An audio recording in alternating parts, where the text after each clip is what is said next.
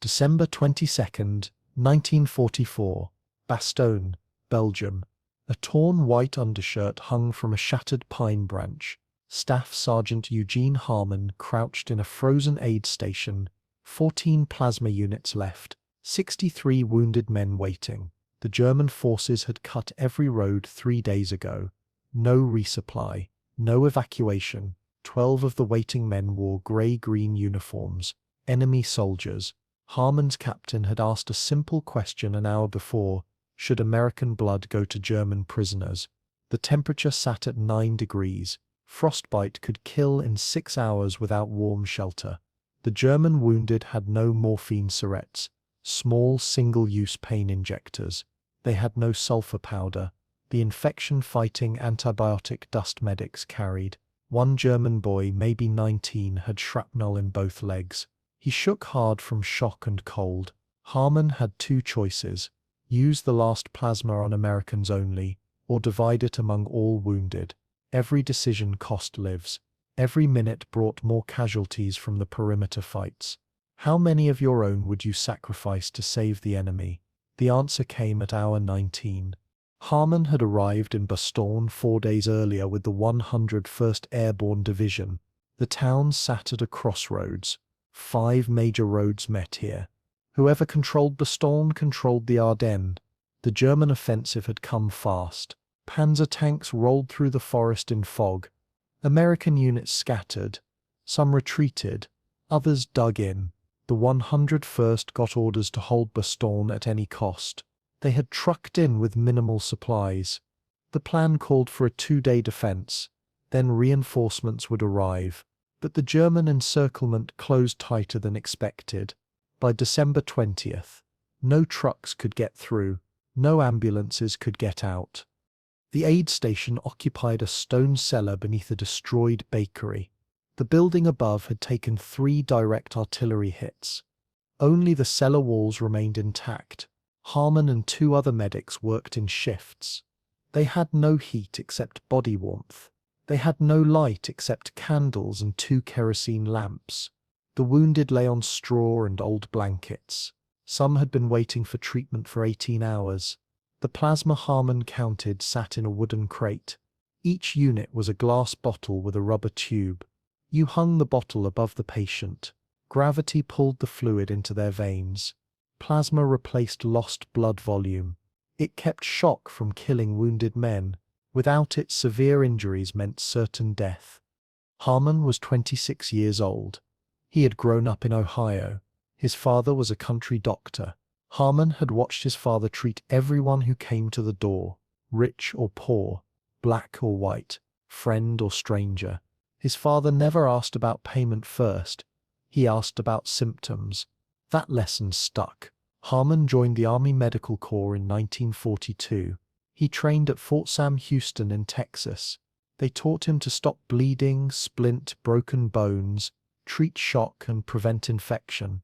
They taught him to work fast under fire. They taught him to save American lives. Nobody taught him what to do when American lives competed with enemy lives for the same scarce resources. The German prisoners had come in 2 groups. The first group arrived on December 20th. 6 men. They had surrendered to a patrol near the perimeter. They were hungry and cold. One had a bullet wound in his arm. Another had trench foot, a painful condition caused by prolonged exposure to cold and wet. The second group came on December 21st. 6 more men. They had been captured during a failed attack on the southern road.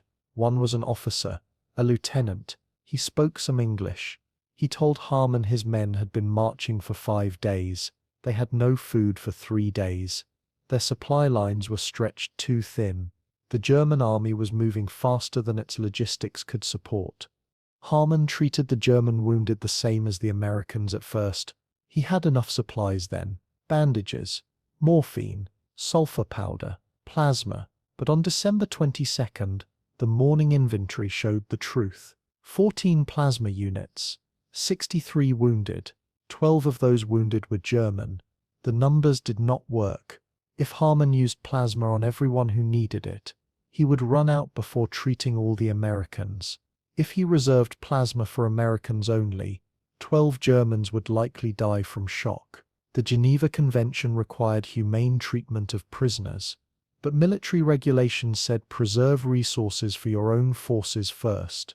Harmon stood in the middle of two conflicting rules.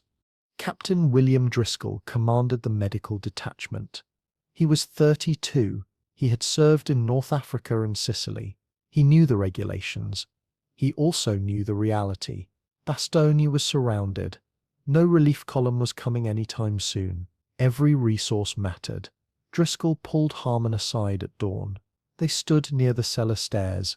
Driscoll's face was grey with exhaustion. He had not slept in 40 hours. He spoke quietly. The wounded could not hear. Driscoll said they had to make a choice. Use the plasma on Americans. Let the Germans take their chances. Harmon asked what chances the Germans had without plasma. Driscoll said, maybe 30% survival. With plasma, maybe 70%. Those numbers meant 8 or 9 Germans would die if they got no treatment. Driscoll said that was war. Harmon said that was murder. The argument lasted 10 minutes. Driscoll did not pull rank. He listened. Harmon explained that 3 of the German wounded were critical. They would die within hours without plasma. The rest could survive with basic care. Driscoll asked how many Americans would die if the plasma ran out. Harmon admitted he did not know. More casualties were coming in every hour. The perimeter fighting was constant. German artillery shelled the town day and night. Every explosion brought more wounded. Driscoll said the answer was obvious. Save Americans first. That was the mission. Harmon said the mission was to save lives. Driscoll said the mission was to win the war. Harmon said you could not win a war by abandoning your principles. Driscoll finally said the decision was Harmon's. He was the senior medic on duty. But Driscoll warned him. If American soldiers died because plasma went to Germans, Harmon would face a court-martial. Maybe worse. Some of the men in the unit had lost friends. They would not understand mercy for the enemy. Harmon went back to the wounded. He checked each man. He recorded their conditions in a small notebook. He used a simple code. Red meant critical. Yellow meant serious. Green meant stable. Out of 63 wounded, 18 were red, 11 were yellow, 34 were green. Of the 12 Germans, 3 were red, 4 were yellow, 5 were green. The 3 critical Germans were young. One was the boy with shrapnel in both legs. His name was Klaus Brenner. He was 18. He had been conscripted 6 months ago. He had never wanted to be a soldier. He told Harmon this in broken English. Another critical German was older, maybe 35. His name was Otto Schmidt. He had taken a bullet through the chest. It had missed his heart but collapsed one lung. He needed plasma and surgery. The aid station had no surgical capability. The third critical German was a sergeant. His name was Ernst Vogel. He had severe burns on his arms and face. A grenade had exploded near him. He was in shock and pain. He would not survive the night without treatment. Harmon walked through the cellar slowly. He studied each face. Some men slept. Others stared at the ceiling. Pain kept many awake. The morphine supply was even lower than the plasma. Harmon had 30 syrettes left. That was 1 injection per 2 wounded men. He had to choose who got relief and who suffered. The choices never ended. Near the back wall, Corporal James Sullivan lay with a broken femur. He was 23, with a wife and baby back in Boston. He showed Harmon their photo every day. Sullivan never complained. He said he was lucky to be alive. Many of his unit had died in the tank explosion. Sergeant Thomas Moore sat nearby with shrapnel wounds in his shoulder and face. Moore was a veteran. He told stories to keep the younger soldiers' spirits up. He made them laugh. Laughter was medicine too. The German wounded occupied one corner. They kept to themselves mostly, but they helped each other. They shared water. They adjusted bandages. They whispered encouragement. Among them, young Friedrich Becker sat with his right hand bandaged. He had lost 3 fingers to frostbite. Harmon had amputated them with no anesthetic. Becker had endured it without screaming. Maybe losing those fingers saved his life by taking him out of combat. The oldest German prisoner was Lieutenant Werner Stolz. He was 42. He had fought in the First World War, now the Second. Stolz had a minor arm wound but severe exhaustion and malnutrition. His unit had been marching for a week with minimal food. Stolz told Harmon that the German supply system had collapsed. The offensive lacked logistical support. Stolz said the war was already lost. Germany just had not admitted it yet. Harmon asked why he kept fighting. Stolz said deserters were shot. Families of deserters were punished. So he fought for survival, not victory. Harmon thought about those words. The German soldiers were not monsters. They were men caught in a terrible machine. They had been conscripted or coerced. Some believed in the cause. Others did not. But all of them bled the same. All of them wanted to go home. That common humanity made Harmon's choice clearer. He could not let men die because of their uniforms. The uniform was just cloth. Underneath were human beings who deserved mercy. Harmon sat on an empty crate. He closed his eyes. He thought about his father. His father would not have hesitated. His father would have treated the worst cases first. Nationality would not matter. But his father had never been in a war. His father had never had to choose between saving a neighbor or saving a stranger. His father had never faced a court-martial for doing the right thing. Harmon opened his eyes. He looked at Klaus Brenner. The boy was shivering. His lips were blue. Harmon made his decision. He walked to the plasma crate. He took out 3 units. He carried them to the German wounded. He started with Klaus Brenner. He hung the plasma bottle on a nail in the wall. He inserted the needle into Brenner's arm. The fluid began to drip. Brenner's shivering eased slightly. Harmon moved to Otto Schmidt. He set up the second plasma unit. Schmidt's breathing was shallow. The plasma would buy him a few more hours, maybe a day. Harmon moved to Ernst Vogel. He set up the third unit. Vogel opened his eyes. He looked at Harmon. He whispered something in German. Harmon did not understand the words, but he understood the tone, gratitude. One of the American soldiers saw what Harmon was doing.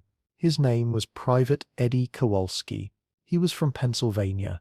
He had a minor wound, a piece of shrapnel in his shoulder. He could walk.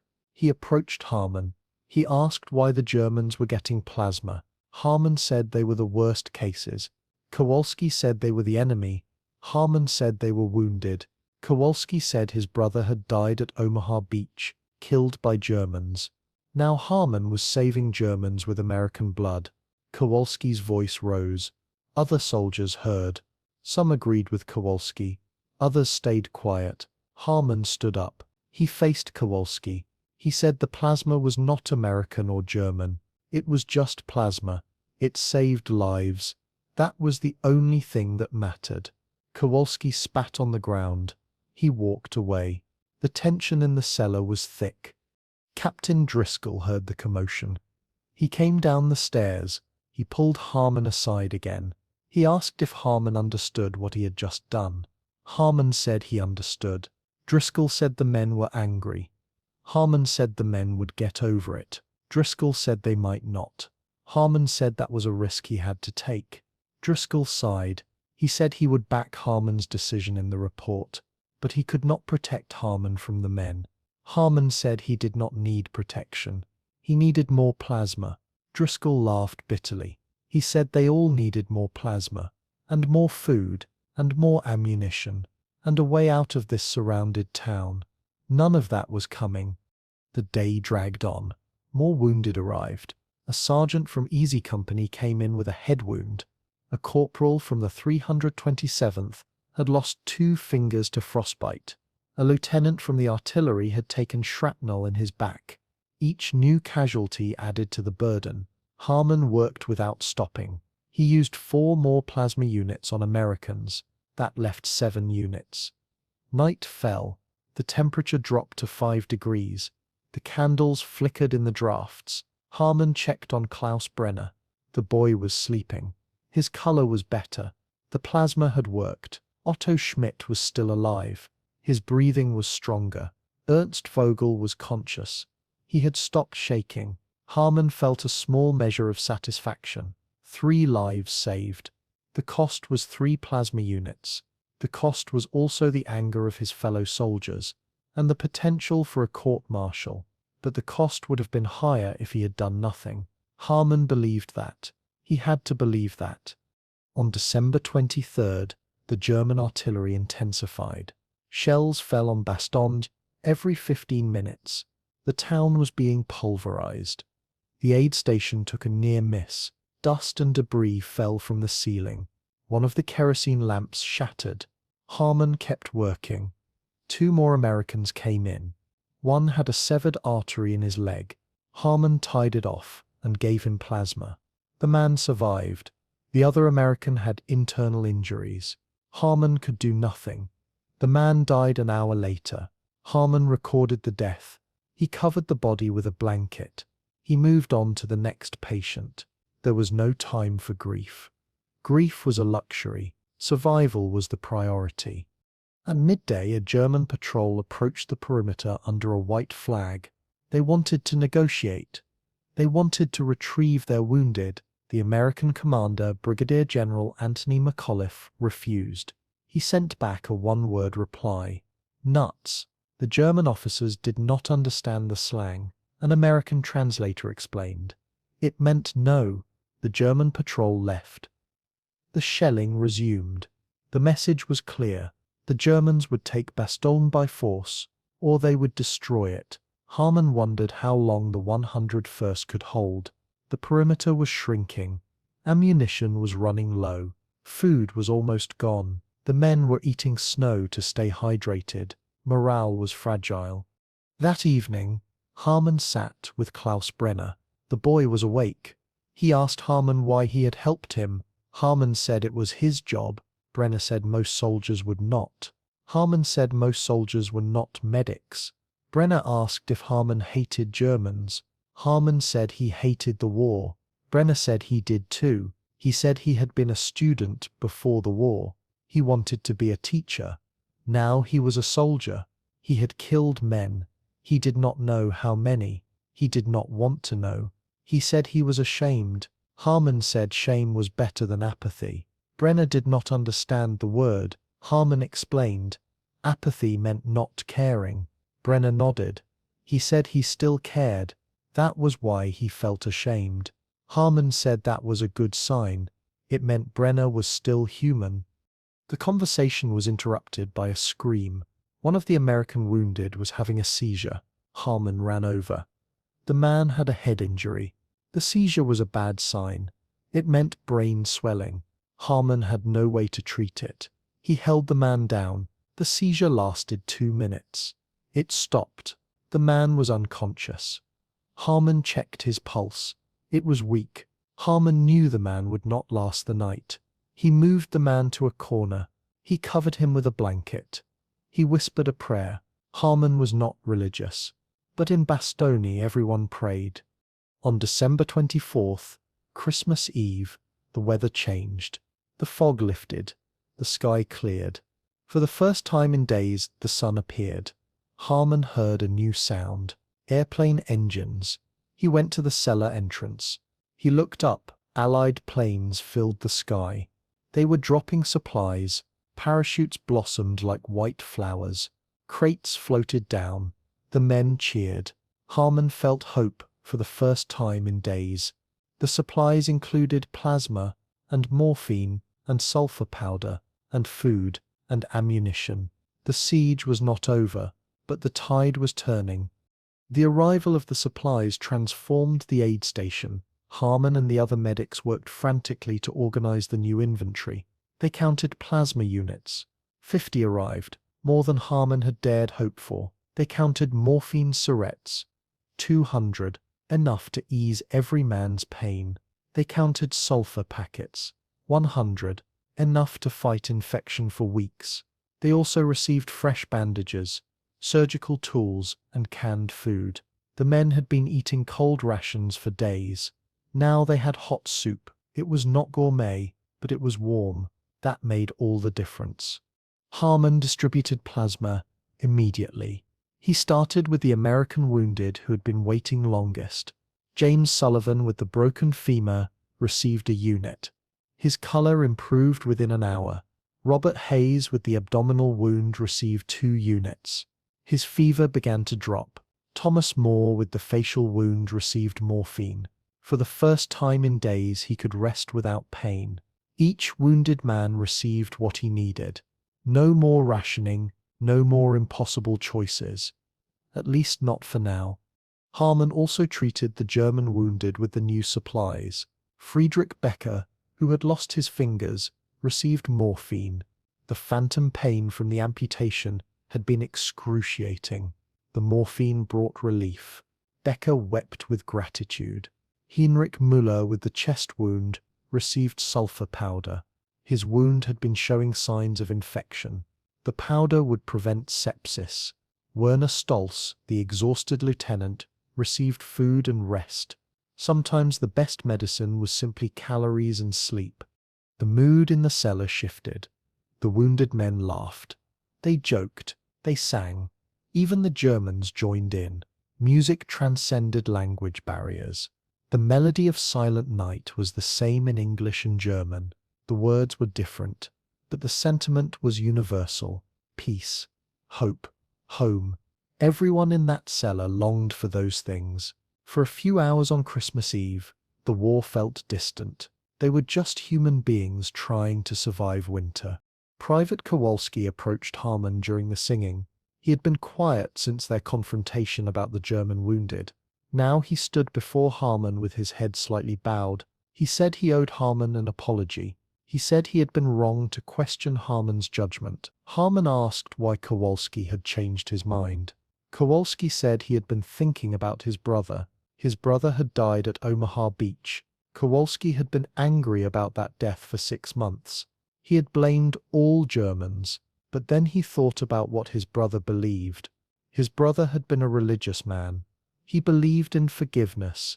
He believed in treating others as you wanted to be treated. Kowalski said his brother would not have wanted him to hate all Germans.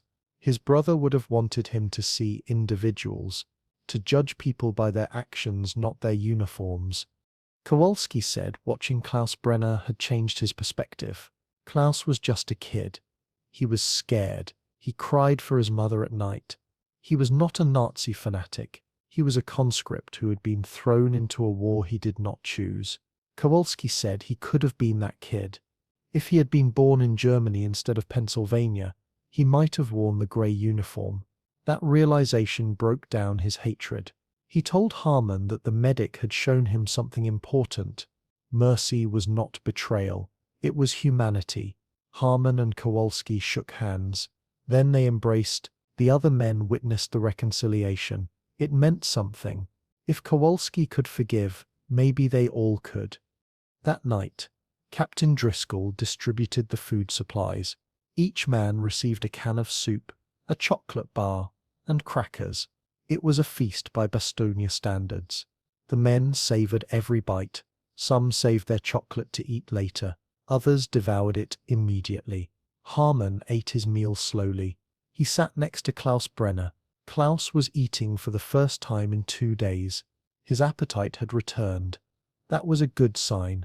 Harmon asked Klaus what he would do after the war. Klaus said he wanted to teach. He wanted to help children learn. He wanted to build a better world than the one that had created this war. Harmon said that was a noble goal. Klaus said he learned it from his father. His father had been a teacher before he died. Klaus wanted to honor his memory. Harmon understood that impulse. He wanted to honor his own father by being a good doctor. On Christmas morning, the German attacks resumed, but the intensity was lower. The German forces were weakening. Their supply problems were worsening. American fighter planes harassed their positions constantly. The planes strafed German columns. They bombed supply depots. They destroyed bridges. The German offensive was collapsing under its own weight. The encirclement of Bastogne was becoming unsustainable. Harmon heard rumors that General Patton's Third Army was fighting north. Relief was coming. It was just a matter of time. How much time? Nobody knew, but the hope was real. The men could feel it. They had survived the worst. Now they just had to hold on a little longer. Harmon went back to the cellar. He told the wounded that help was coming. Some of the men cried. Others laughed. Private Kowalski approached Harmon. He said he owed Harmon an apology. He said he had been wrong. Harmon asked why he changed his mind. Kowalski said he had been thinking. He said his brother would not have wanted him to hate all Germans. His brother had believed in fairness. In honor, Kowalski said Harmon had shown honor. Harmon said he had just done his job. Kowalski said that was more than most people did. They shook hands. The supplies arrived by late afternoon. Harmon inventoried the new plasma, 50 units. More than enough. He felt a weight lift from his shoulders. He no longer had to choose. He could treat everyone. He gave plasma to 2 more Americans. He gave plasma to 1 more German, a young corporal with a chest wound. The corporal survived. By evening, all the critical wounded were stable. Harmon allowed himself to rest. He sat on a crate. He ate a can of beans. It was the first meal he had eaten in 12 hours. It tasted like heaven. That night, the men sang Christmas carols. The sound was surreal. Wounded soldiers singing in a frozen cellar while artillery shells exploded above, but the singing helped. It reminded them they were human. It reminded them they were still alive. Even some of the German wounded sang. They knew different words, but the melodies were the same. Music transcended nationality.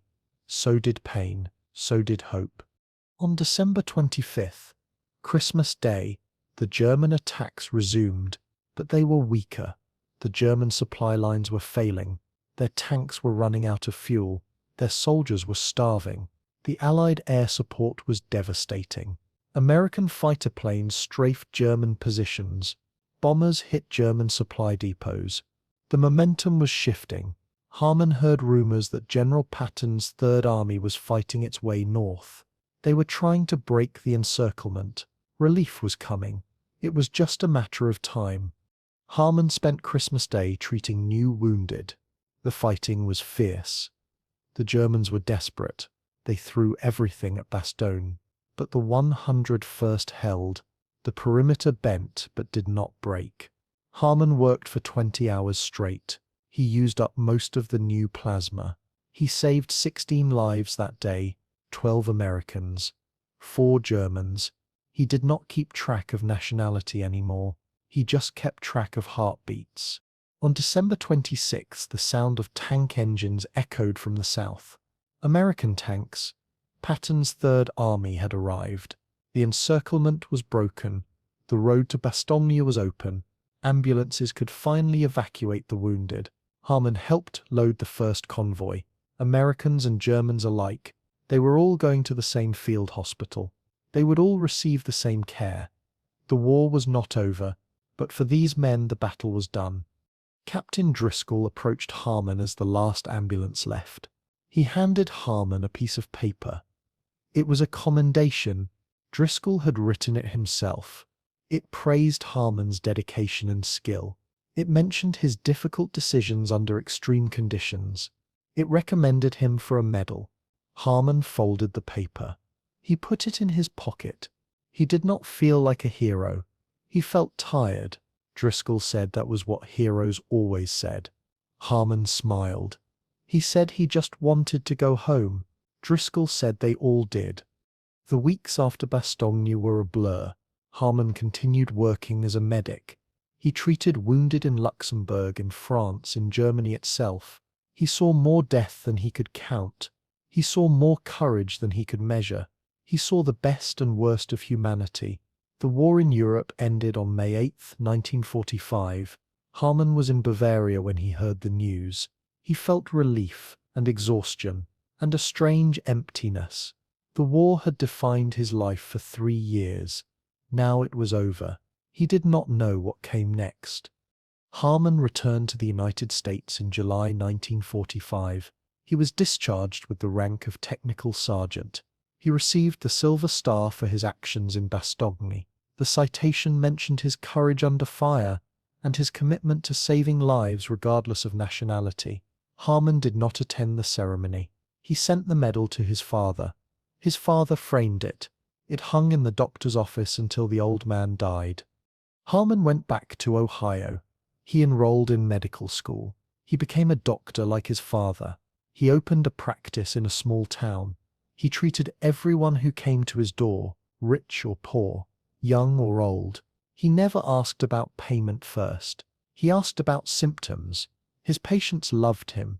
They said he had a gift for healing. Harmon did not think it was a gift. He thought it was a choice. Every day you chose to help or you chose to turn away. Harmon chose to help. In 1958, Harmon received a letter. It was from Germany. The return address was Munich. Harmon opened the letter carefully. Inside was a photograph. It showed a young man standing in front of a school. He was smiling. He had a slight limp. The letter was in English. It said, "Dear Sergeant Harmon, my name is Klaus Brenner. You may not remember me. We met in Bastogne in December 1944. I was a German soldier. I had shrapnel in both legs. You gave me plasma. You saved my life. I have thought about you every day since. I wanted to write sooner, but I did not know how to find you.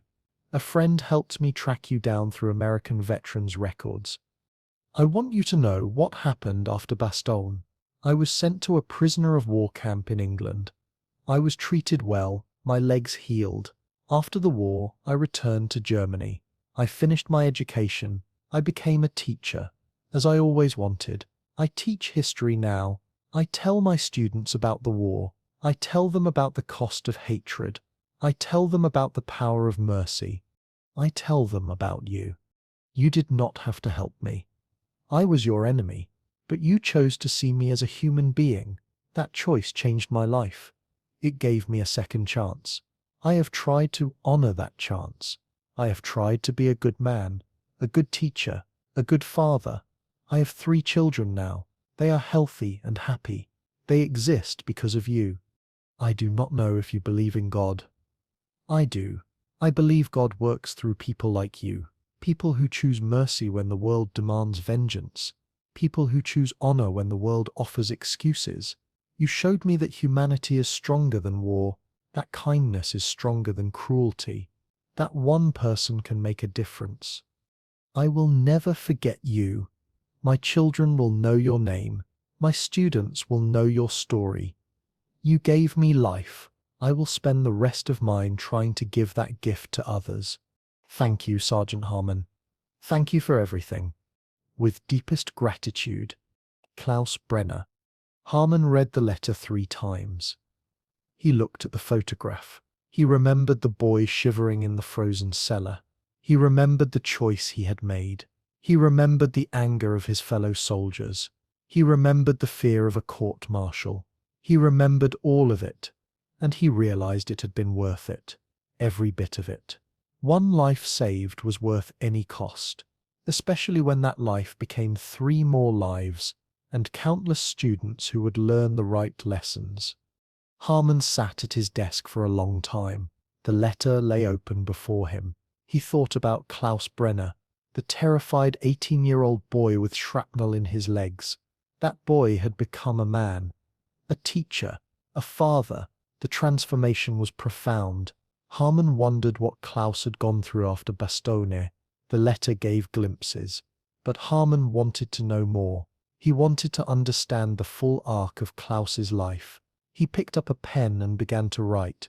The letter Harmon sent was long. He wrote about his own journey after the war. He described returning to medical school. He described the nightmares that plagued him for years. In those dreams he was back in the cellar. Men were dying. He had no supplies. He could not save them. He would wake in a cold sweat, his heart racing. It took years for those nightmares to fade. He described the guilt he felt about the men he could not save. Robert Hayes, the young private with the abdominal wound. He had died 2 days after Christmas. Harmon had done everything possible, but it was not enough. Hayes was 19. He never got to go home. Harmon still remembered his face. Harmon also wrote about the satisfaction he found in civilian medicine. He described delivering babies, setting broken bones, diagnosing diseases. Each patient was a chance to help. Each successful treatment was a small victory. Medicine gave his life purpose. It connected him to his father's legacy.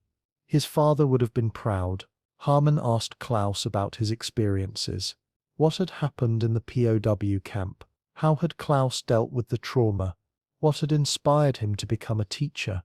What did he teach his students about the war? Klaus's reply came 6 weeks later. It was even longer than Harmon's letter. Klaus described his time in the English POW camp. The conditions had been decent. Not luxurious, but humane. The British guards treated prisoners fairly. They provided medical care. They provided adequate food. Klaus said the English treatment stood in stark contrast to what he had heard about Soviet camps. Many of his friends had been sent east. Few came back. Klaus felt lucky. His capture by Americans had saved his life twice. Once when Harmon gave him plasma, again when he was sent west instead of east. Klaus wrote that he thought about those friends often. Why had he survived when they did not? Was it random chance? Divine intervention? He did not know, but he felt obligated to honor their memory by living well. Klaus wrote about returning to Germany in 1946. His hometown had been destroyed by Allied bombing. His family home was rubble, but his mother and sister had survived. They had been evacuated to the countryside. The reunion was emotional. Klaus's mother wept when she saw him. She had received no word for over a year. She had feared him dead. Klaus limped when he walked. The shrapnel wounds had healed, but nerve damage remained. His left leg was weaker than his right. He would never run again, but he could walk. He could work. That was enough. Germany in 1946 was a broken nation. Cities lay in ruins. Food was scarce. The economy had collapsed. The Marshall Plan had not yet begun. Klaus and his family survived on rations and charity. Klaus found work clearing rubble. The pay was minimal, but it was something. He worked alongside other veterans. Some had lost limbs, others had lost their minds. All had lost something. They did not talk about the war. It was too painful. They focused on rebuilding, one brick at a time, one day at a time. In 1947, Klaus enrolled in university. The German education system was slowly recovering. Klaus studied history and education. He wanted to teach. He wanted to help young people understand what had happened. He wanted to prevent it from happening again. His professors were impressed by his dedication. Klaus graduated in 1951 with honors. He took a teaching position at a gymnasium in Munich. The gymnasium was a secondary school that prepared students for university. Klaus's teaching style was unconventional. He did not lecture from textbooks. He used primary sources. He brought in photographs. He invited survivors to speak. He told his own story. He showed his students the scar on his leg. He told them about Bastogne. He told them about the American medic who had saved his life. He explained that the medic had risked punishment to help an enemy. Klaus used that story to illustrate a point. Nations went to war, but individuals chose mercy or cruelty. Those individual choices mattered more than any government policy. Klaus's students loved him. They found his classes engaging and thought-provoking, but not everyone appreciated his approach. Some parents complained. They said Klaus was undermining German pride. They said he was too critical of the Nazi regime. Klaus faced pressure to tone down his curriculum, but he refused. He believed truth was more important than comfort. He believed students deserved honesty. The school administration backed him. They recognized the value of his work. In 1953, Klaus married a woman named Anna. She was a nurse. They had met at a hospital where Klaus was volunteering. Anna shared Klaus's values. She believed in service. She believed in compassion. They built a life together based on those principles. Their first child, a son named Martin, was born in 1954. Their second child, a daughter named Sophie, was born in 1956. Their third child, another son named Paul, was born in 1958. Klaus wrote about his children in his letter to Harmon. He said they were his greatest achievement. They represented hope. They represented the future. They existed because an American medic had chosen mercy in a frozen cellar 14 years earlier. Klaus also wrote about his work with Holocaust survivors. In the 1950s, Germany was beginning to confront its past. The Nuremberg trials had exposed the horrors, but many Germans remained in denial. Klaus decided to address this in his classroom. He invited a Holocaust survivor to speak to his students. The survivor's testimony was devastating. He described the concentration camps. He described the gas chambers. He described the systematic murder of 6 million Jews. Some students wept. Others sat in stunned silence. Klaus told his students they had a responsibility, not to feel guilty for crimes they did not commit, but to ensure those crimes never happened again. That responsibility required understanding. It required empathy. It required recognizing the humanity in every person. Klaus's work attracted attention beyond his school. He was invited to speak at conferences. He published articles in educational journals. He became known as an advocate for moral education. He argued that history should not just teach facts. It should teach values. It should develop character. Students should learn not just what happened, but why it mattered. Klaus believed education was the key to preventing future atrocities. If young people learned to value human dignity, they would resist movements that denied it. In his letter, Klaus thanked Harmon again. He said Harmon's act of mercy had shaped his entire life. It had given him a mission to spread that mercy to others, to teach it to his students, to model it for his children. Klaus said he thought of Harmon every December 22nd. He marked the anniversary privately. He would light a candle. He would say a prayer of gratitude. He would remember the cold cellar, the plasma bottle, the American medic who saw a human being instead of an enemy. Klaus said that memory sustained him. When teaching was difficult, when society resisted change, when progress seemed impossible, he remembered that one person had made a difference. If Harmon could choose mercy in the midst of war, Klaus could choose courage in the midst of peace. Harmon wrote back. He and Klaus exchanged letters for years. They became friends. In 1968, Klaus visited the United States with his family. They stayed with Harmon for a week. Klaus's children called Harmon Uncle Eugene. Klaus explained that Harmon had given their father life, that made him family. The children played in Harmon's yard and listened to his stories about Bastogne. During that visit, Klaus revealed more about the other survivors. Ernst Vogel had lived until 1965. He married a war widow named Greta and became a carpenter. His burned hands had limited mobility, but he adapted. He built furniture and raised 2 children. Ernst lived 21 years he would not have had without Harmon's plasma. Otto Schmidt became a doctor. He graduated medical school in 1953 and practiced in Frankfurt. Otto married a teacher and had 4 children. His son Peter became an emergency medicine specialist, inspired by his father's survival story. Klaus also shared his own journey after the war. He returned to Germany in 1946 to find his hometown destroyed, but his mother and sister had survived. Klaus worked clearing rubble, then attended university. He graduated in 1951 and became a teacher in Munich. He married Anna, a nurse, in 1953. They had 3 children. Klaus taught history, using his own story to help students understand the dangers of dehumanization and the power of mercy. Harmon's wife Mary prepared a special dinner. The families bonded.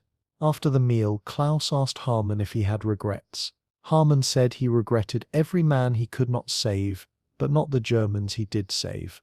Klaus pointed out that those 3 men had produced 9 children collectively. The ripple effect was incalculable. Anna, Klaus's wife, thanked Harmon directly. She said he had given her a family. Harmon had never thought about the women and children. They were part of the ripple too. Klaus asked Harmon if he ever regretted the decision. Harmon said no. Klaus asked if he had faced punishment. Harmon said he had faced anger and suspicion. Some soldiers never forgave him. Some called him a traitor, but the official investigation cleared him. The army decided he had acted within the bounds of medical ethics and the Geneva Convention. The court-martial never happened. Klaus said he was glad. Harmon said he would have made the same choice even if the court-martial had happened. Some things were more important than career or reputation. Saving lives was one of those things. In 1982, Klaus sent Harmon another letter. This one included a newspaper clipping. It was from a German newspaper. The headline read, "Teacher Honored for Holocaust Education." The article described Klaus's work teaching students about the Holocaust and World War II. Klaus had created a curriculum that emphasized the dangers of dehumanization. He taught students that every person had value, that every life mattered, that mercy was not weakness, it was strength. The article mentioned that Klaus had been inspired by an American medic who had saved his life during the war. Harmon kept the clipping. He showed it to his patients sometimes. He used it to explain why he became a doctor. One act of mercy could ripple outward for decades. Klaus had taught thousands of students. Those students would teach their children. The lesson would continue. Harmon retired from medicine in 1985. He was 67 years old. He had treated patients for 40 years. He had delivered babies and set broken bones and diagnosed diseases. He had saved lives in peace just as he had saved lives in war. He felt satisfied with his work, but he never forgot Bastogne. The memories remained vivid.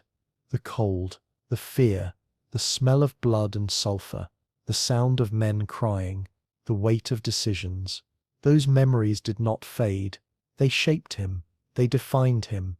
In 1994, Harmon attended a reunion of Bastogne survivors. It was the 50th anniversary of the battle. Veterans from across the United States gathered in Belgium. They walked the old battlefields. They visited the cemeteries. They remembered the fallen. Harmon stood at the spot where the aid station had been. The bakery was gone. A new building stood in its place. But the cellar was still there. Harmon climbed down the stairs. The space was smaller than he remembered. Or maybe he was just older. He stood in the dim light. He closed his eyes. He could still see the wounded men lying on straw. He could still hear their groans. He could still feel the cold seeping through his boots. A voice spoke behind him. "Sergeant Harmon." Harmon turned. A man stood at the top of the stairs. He was older, maybe 70. He wore a suit. He had a cane. He limped down the stairs carefully. Harmon did not recognize him at first. Then the man smiled. "It's me," he said. "Otto Schmidt." Harmon's breath caught. Otto Schmidt, the German soldier with the collapsed lung. The man Harmon had given plasma to. On December 22, 1944, Harmon had not known if Schmidt had survived. Now, 50 years later, here he was. They embraced. Schmidt's eyes were wet. He said he had been looking for Harmon for years. He wanted to thank him. Harmon said no thanks were necessary. Schmidt disagreed. He said thanks were absolutely necessary. Harmon had given him 50 more years of life. Schmidt had children, a career, a full life. All because Harmon had made a choice in a frozen cellar. Schmidt said he had often wondered about that choice. Why had Harmon risked so much? Harmon said he had not thought of it as a risk. He had thought of it as his duty. Schmidt said duty was to your own country. Harmon said duty was to your own conscience. Schmidt introduced Harmon to his son. The son was a doctor. He worked in a hospital in Frankfurt. He said his father had inspired him to pursue medicine. His father had told him stories about the American medic who had saved his life. The son wanted to carry on that legacy.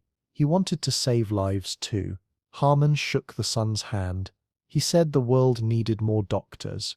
The son said the world needed more people like Harmon. Harmon laughed. He said the world had plenty of stubborn old men. The son said stubbornness was underrated, especially when it served a good cause. That evening, the reunion organizers held a banquet. Harmon sat at a table with American veterans. Otto Schmidt sat at a nearby table with other former German soldiers. The two groups had fought each other 50 years ago.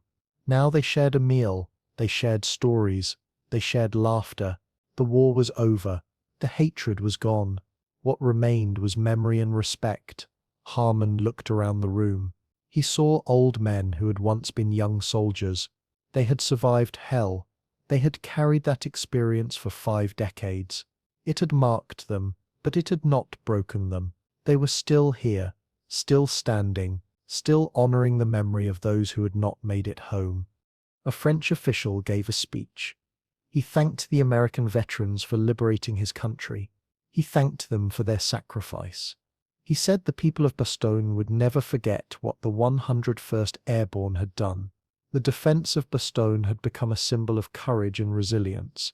The town had been surrounded, outnumbered, outgunned, but it had not surrendered. It had held the line. That stand had helped turn the tide of the Battle of the Bulge. It had helped win the war. The French official looked at Harmon. He said the medics were heroes too. They had saved lives under impossible conditions. They had shown compassion in the midst of cruelty. They had reminded the world that even in war humanity mattered. Harmon did not feel like a hero. He felt old. He felt tired. He felt grateful. Grateful to be alive. Grateful to have served. Grateful that the war was long over. He thought about the 14 plasma units he had counted on December 22nd, 1944. He thought about the choice he had made. He thought about the Klaus Brenner and Otto Schmidt and Ernst Vogel, 3 German soldiers, 3 lives saved. 50 years later, those 3 men had become fathers, grandfathers, teachers. They had contributed to the world. They had spread the lesson of mercy, all because of a choice made in a frozen cellar. Harmon realized that mercy was not just about saving one life. It was about saving all the lives that one life would touch. It was about ripples spreading outward. It was about planting seeds that would grow for generations. After the banquet, Harmon walked outside. The night air was cold, not as cold as December 1944, but cold enough to bring back memories. He stood in the town square. 50 years ago, this square had been filled with rubble and smoke. Now it was peaceful. Shops and cafes lined the streets. People walked their dogs. Children played. Life had returned. The scars of war were mostly hidden, but Harmon could still see them. He knew where every shell had fallen. He knew where every building had burned. He knew where every soldier had died. Those memories were part of him. They always would be. Otto Schmidt joined him in the square. They stood side by side in silence. Finally, Schmidt spoke. "Do you ever wonder what would have happened if you had made a different choice?" Harmon nodded. He said he had wondered many times. Schmidt asked what conclusion he had reached. Harmon said he had reached no conclusion. You could not know the outcome of a choice you did not make. You could only live with the choice you did make. Schmidt said that was wise. Harmon said it was survival. If you spent your life second-guessing, you would go mad. Better to make the best choice you could with the information you had, then move forward. Schmidt agreed. He said that philosophy had served him well. He had made many difficult choices in his life. Some had turned out well, others had not. But he had kept moving forward. That was all anyone could do. They walked back to the hotel. Schmidt's son was waiting in the lobby. He invited Harmon to visit them in Frankfurt. Harmon said he would try. He was not sure how much traveling he had left in him. Schmidt's son said the invitation was open. Any time. Harmon thanked him. They said goodbye. Harmon watched them leave. He felt a deep sense of peace. The war had brought so much pain, but it had also revealed so much about human capacity. The capacity for evil, yes, but also the capacity for good, for courage, for sacrifice, for mercy. Those capacities existed in everyone. The question was which one you chose to act on. Harmon had chosen mercy. He had paid a price for that choice, but he had also reaped rewards he could never have imagined. 3 men alive, 3 families thriving, thousands of students taught the right lessons. That was worth any price. Harmon returned to Ohio after the reunion. He settled back into retirement. He gardened, he read books. He spent time with his grandchildren. But he also thought about Bastogne. He thought about the lessons he had learned there. He decided to write them down. Not for publication, just for himself. And for his family. He wanted his grandchildren to know what he had experienced. He wanted them to understand the choices he had made. He wanted them to know that one person could make a difference, even in the darkest circumstances, even when the odds were against you. Even when everyone told you that you were wrong. If you believed something was right, you had to act on that belief. That was integrity. That was honor. Harmon wrote for 6 months. He filled 3 notebooks with his memories. He described the cold and the fear and the impossible choices. He described Klaus Brenner and Otto Schmidt and Ernst Vogel. He described Private Kowalski's anger and Captain Driscoll's warning. He described the moment he decided to give plasma to the German wounded. He tried to explain why he had made that choice. It was not because he was noble or selfless. It was because he could not live with himself if he did nothing. He had become a medic to save lives. Nationality did not change that mission. The Hippocratic Oath said, "First, do no harm." It did not say, "First, do no harm to Americans only." Harmon had taken that oath seriously. He had honored it in Bastogne. He had honored it for his entire career. When Harmon finished writing, he gave the notebooks to his oldest granddaughter. She was studying history in college. She read the notebooks in one sitting. She cried. She told Harmon his story was important. She asked if she could share it with her professor. Harmon said yes. The professor read the notebooks. He contacted Harmon. He asked if he could interview him. Harmon agreed. The interview was recorded. It was added to an oral history archive at the Library of Congress. Harmon's story became part of the official record of World War II. Future generations would be able to hear his voice. They would be able to learn from his experience. In 1999, Klaus Brenner died. He was 73. He had lived a full life. Harmon attended the funeral in Germany. Klaus's children thanked Harmon for coming. They said their father had always spoken of him with deep gratitude and respect. Harmon said Klaus had been a remarkable man. He had turned a traumatic experience into a teaching opportunity. He had helped thousands of young people understand the dangers of hatred and the power of mercy. That was a legacy worth celebrating. Klaus's oldest son gave the eulogy. He mentioned Harmon by name. He said an American medic had saved his father's life in Bastogne. That act of mercy had changed the course of their family's history. It had given them all a chance to exist. They owed everything to Sergeant Harmon. The congregation applauded. Harmon stood. He felt tears on his face. He had not cried in years, but he cried now. For Klaus. For all the men who had died in Bastogne. For all the men who had survived. For the choices that had defined them all. After the funeral, Harmon stayed in Germany for a week. He visited the school where Klaus had taught. The current principal gave him a tour. She showed him the classroom where Klaus had taught history for 30 years. On the wall was a photograph. It showed a young German soldier lying in a cellar. An American medic was hanging a plasma bottle above him. Harmon stared at the photograph. He did not remember it being taken, but there it was, evidence of a moment 55 years ago. The principal said Klaus had used that photograph in every class. He had told the story of the American medic who had chosen mercy over hate.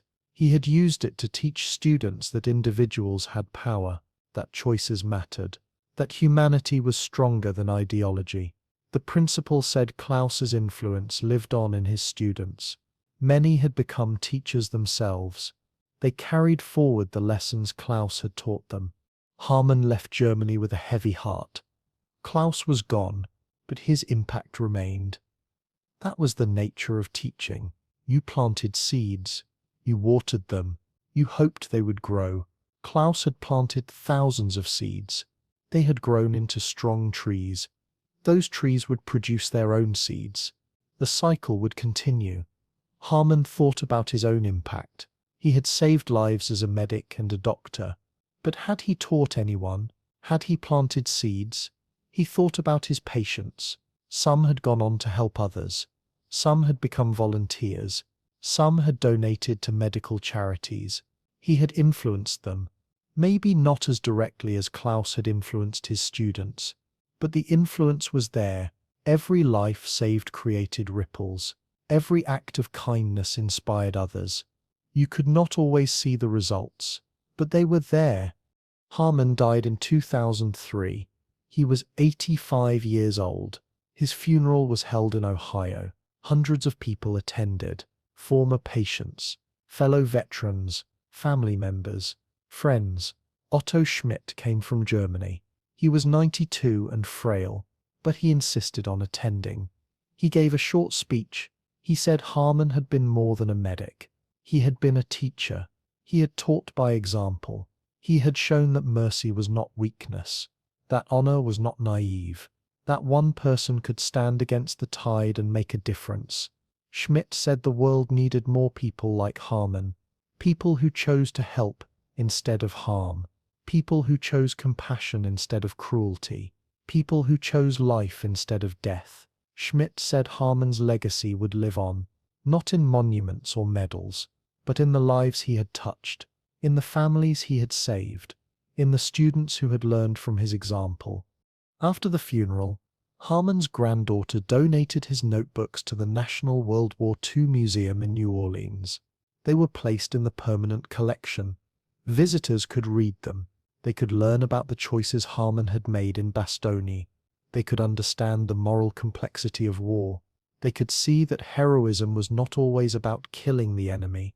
Sometimes it was about saving the enemy. Sometimes the bravest thing you could do was show mercy when everyone else demanded vengeance.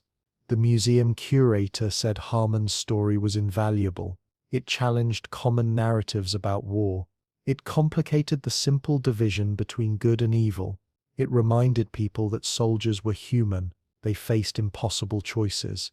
They made mistakes. But they also showed extraordinary courage and compassion. Harmon had shown both. That was why his story mattered. In 2019, the town of Bastogne dedicated a new memorial. It honored the medics who had served during the siege. Harmon's name was engraved on the stone. His granddaughter attended the ceremony.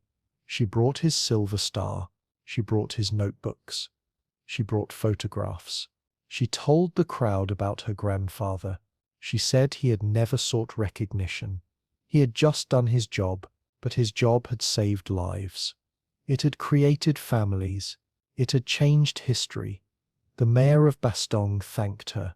He said the town would never forget what the American medics had done. They had shown the world that even in the darkest moments humanity could shine through. The memorial would stand as a reminder of that truth. Future generations would see it. They would ask questions. They would learn the stories. They would understand the cost of war and the value of mercy. The granddaughter stood before the memorial. She read aloud from her grandfather's notebooks. She read about December 22nd, 1944, the frozen cellar, the 14 plasma units, the 63 wounded men, the impossible choice. She read about Klaus Brenner and Otto Schmidt and Ernst Vogel. She read about Private Kowalski's anger and Captain Driscoll's warning. She read about the moment her grandfather decided to give plasma to the German wounded. She read his explanation. I became a medic to save lives. Nationality did not change that mission. The crowd was silent. Some people cried. Others nodded in agreement. Everyone understood. Harmon had made the right choice. It had not been easy. It had not been popular. But it had been right. That was what mattered. The ceremony ended. People approached the granddaughter. They thanked her for sharing the story. Some were veterans.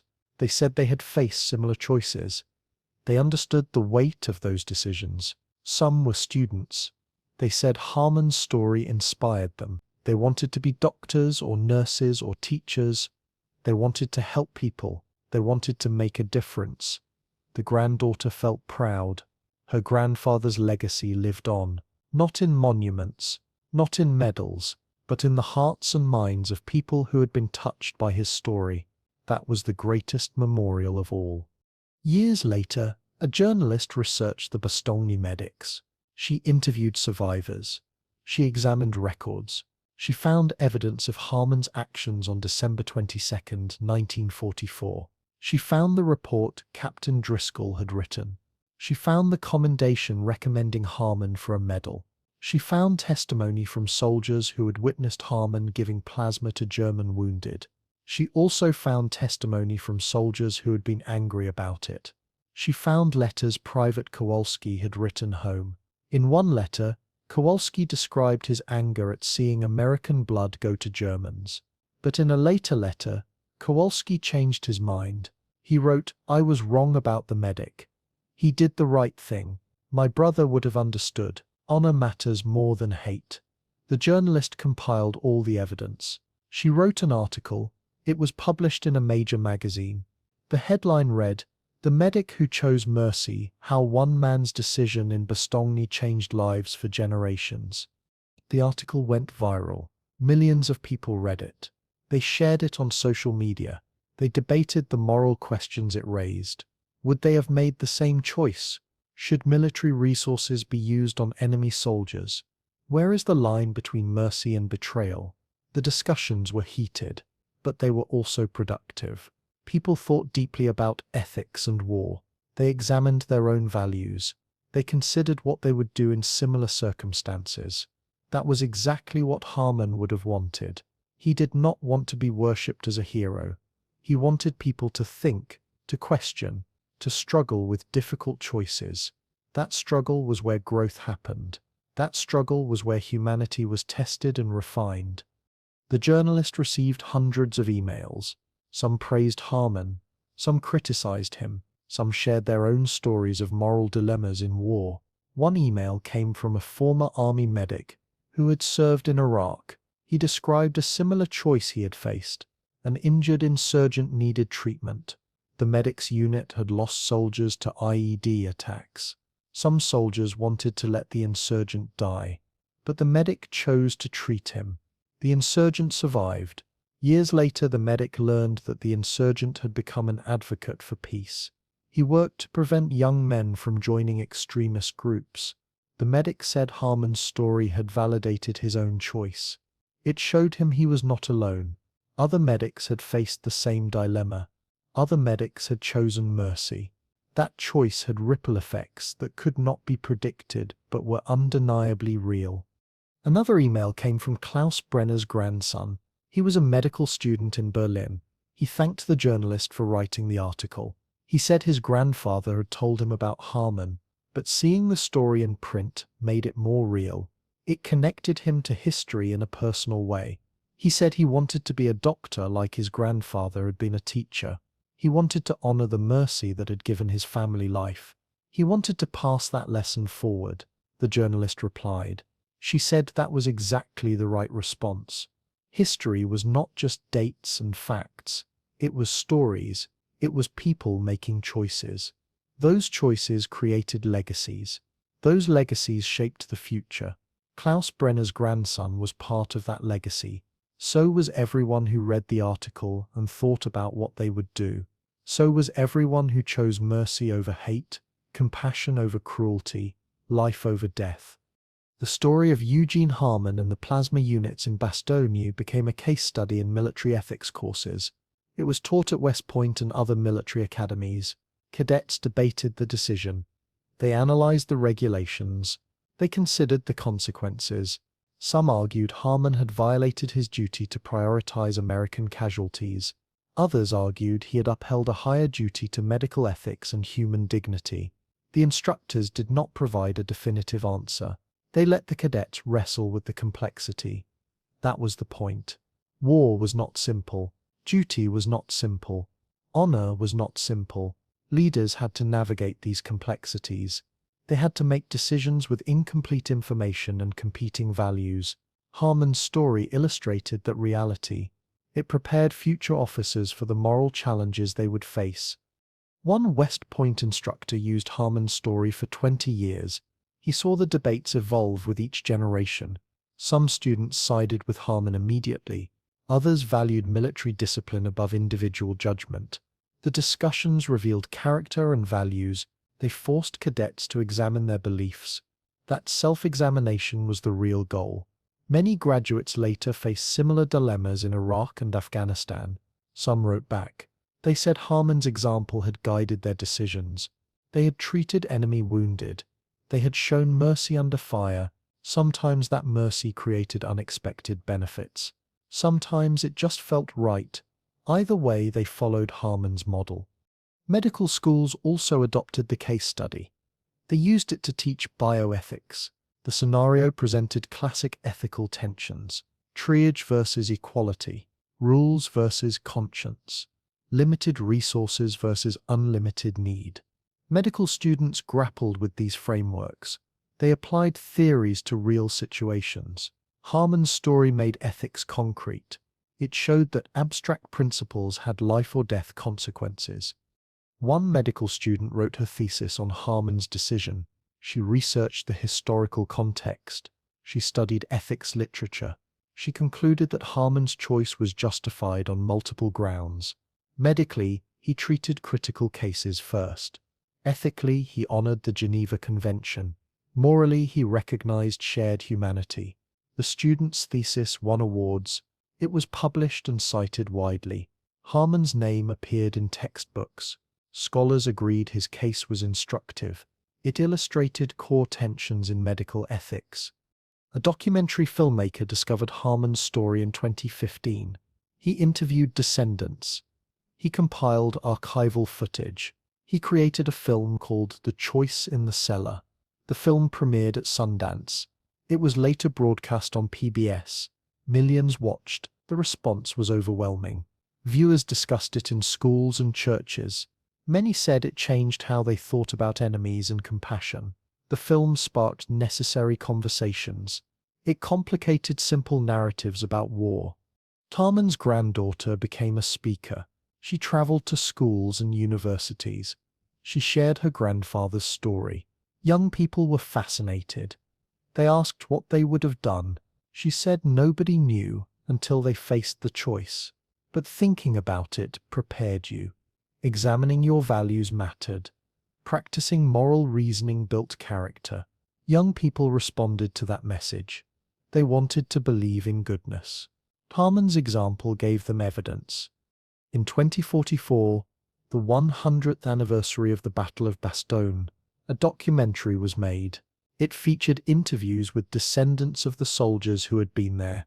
It included Harmon's grandchildren. It included Klaus Brenner's great-grandchildren. It included Otto Schmidt's great-grandchildren. They all told the same story. An American medic had chosen mercy in a frozen cellar. That choice had saved lives. It had created families.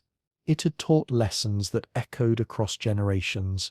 The documentary ended with a simple message: one choice, one moment. Infinite ripples. The documentary won awards. It was shown in schools. It was used in ethics courses. It became part of the cultural memory of World War II. Eugene Harmon's name would not be forgotten. His choice would continue to inspire. But perhaps the greatest legacy was the quietest. Every day, somewhere in the world, a doctor treated a patient without asking their nationality. A nurse cared for a prisoner without judgment. A medic gave aid to an enemy soldier. They did not think about Eugene Harmon. They had never heard his name, but they made the same choice he had made in that frozen cellar. They chose mercy. They chose honor. They chose humanity. That was the real legacy. Not fame or recognition, but the simple act of helping someone in need, regardless of who they were or where they came from. That act, repeated across time and space, was the true victory. Not the victory of one side over another in war, but the victory of our shared humanity over the forces that tried to divide us. Eugene Harmon had won that victory in a frozen cellar in Bastogne, and every day, in countless small ways, others won it again.